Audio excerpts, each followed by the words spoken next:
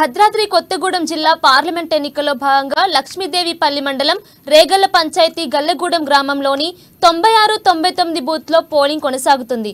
అయితే గొల్లగూడెం గ్రామంలో మాత్రం గ్రామస్తులు వారి సమస్యలను తీర్చాలంటూ పోలింగ్ బహిష్కరించి ఆందోళన చేపట్టారు. గ్రామంలో తమ గ్రామ సమస్యలను ఏ అధికారి దృష్టిలోకి తీసుకువెళ్లినా పట్టించుకోవడం లేదని, తమ గ్రామ సమస్యలను పరిష్కరించలేదని ఆవేదన వ్యక్తం చేస్తున్నారు. దీంతో ఈ రోజు పోలింగ్ సెంటర్ ఎదుట పోలింగ్ బహిష్కరించి నిరసన వ్యక్తం చేస్తున్నారు.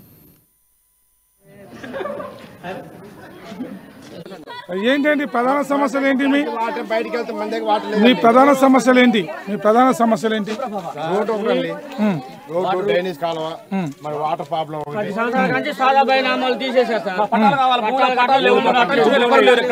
వస్తున్నారు, చెప్తారు, వెళ్ళిపోతున్నారు. ఏ రోజు చెప్తారు, వెళ్ళిపోతారు. మీది బూత్ నెంబర్ ఏంటిది? మీది ఎంత? 99, 90. ఎంతమంది, ఎంతమంది ఓటర్లు ఉన్నారు? 280 ఓట్లు. ఏంటి మరి మీ ఇప్పుడు మీ ఉద్దేశం ఏంటి? ఇప్పుడు ఫైనల్ గా కొడుకులు అయిపోయారు, మేము అయిపోతున్నాం. మళ్ళీ మాకు రోడ్డు